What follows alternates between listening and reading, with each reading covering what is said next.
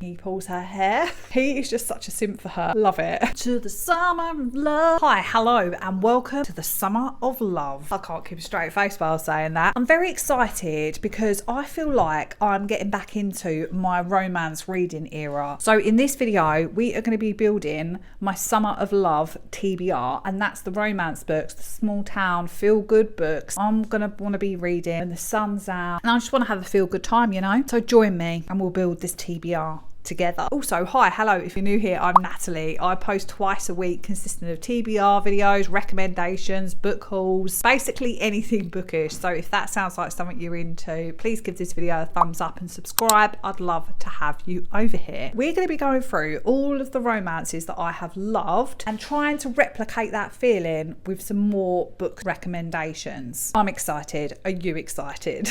A very beloved book series that made me realise that small town spicy romances are for me was Elsie Silver's The Chestnut Spring series, in particular Heartless. Bearing in mind it was a couple of years ago since I read this, I think I gave it 4.75 stars. Willa works for Cade as a nanny to his son. I think the mum either left or passed away. She's very feisty, very funny, and he is definitely grumpy.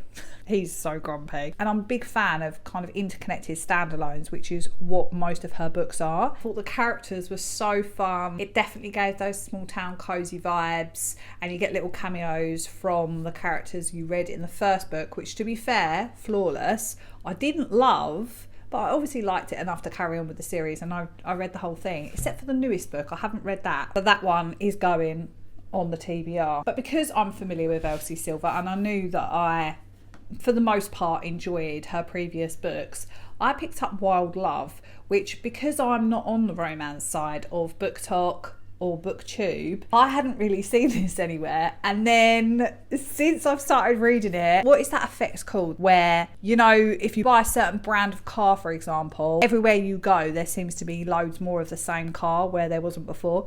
Anyway, I am having such a great time with this book. It's 500 pages, which would normally put me off reading a romance that long. But I am 216 pages in, and there hasn't been a moment where I thought, I wish this book would hurry up and get finished. I'm hooked. And another thing is, this technically is a billionaire romance, which historically I have not vibed with. It's kind of childhood friends to lovers as well. Rosie, a small town girl who moved away to the city. Something horrible happens to her at work. So she leaves Toronto, I think that's where she was, or Vancouver, one of the big cities in Canada anyway. She leaves there and comes back to the small town, Rose Hill, comes to stay with her brother, whose best friend is Ford Grant. They were childhood frenemies, if you like, and oh, the way he is with her, I mean, really annoy me in real life, but they're sort of being a bit snarky with each other, and he pulls her hair. I don't know what it is about these men that Elsie Silver writes. Anyway, she moves back to this small town, is staying in her brother's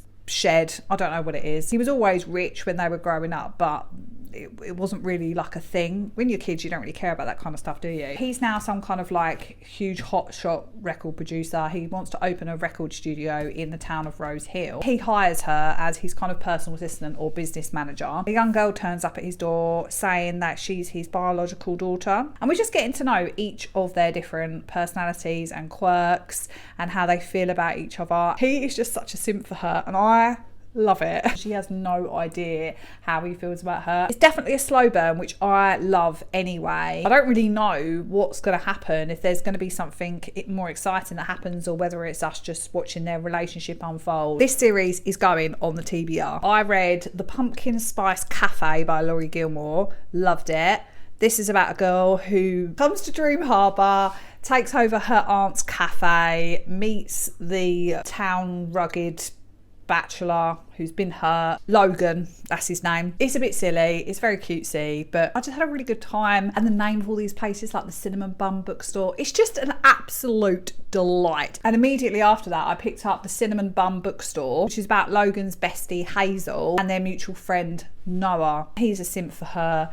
She has no idea of how he feels. She wants him to show her a good time, and that he does. That he does. Love this one as well. So I also want to read the rest of that series, Christmas Tree Farm and the Strawberry Patch, whatever it is. I've put a hold on the audiobooks for the library because I read them via audio and I really enjoyed them. So they can also go on the Summer of Love TBR. Another romance author that I have read and loved is, of course, Emily Henry. DNF book lovers, I liked Happy Place, I loved Funny Story, and didn't like Great Big Beautiful Life at all.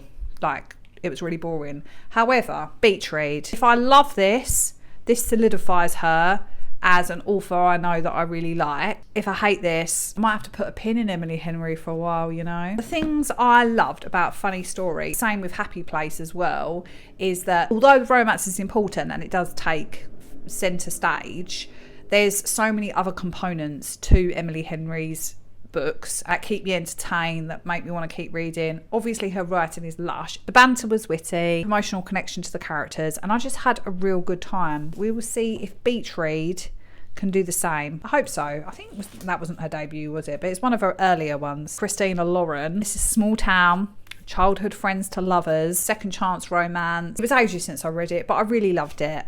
And then I tried, what was it called? It's about finding your perfect match through your DNA. She matches with like the head of the company, the inventor of the company, and they've got like the most successful match ever known.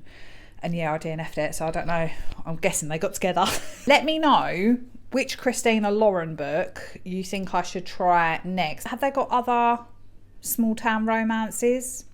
Because that's apparently the vibe that we're going for here. The Simple Wild by K.A. Tucker. This is small town in Alaska. If you've watched any of my previous videos, you know I had this weird fascination with Alaska or anywhere cold and isolated. This one is about Kala and Jonah. He's a pilot. It takes place in Anchorage. She's originally from Toronto. She's coming to visit her estranged dad. Got a father-daughter relationship, which at the beginning is very strained.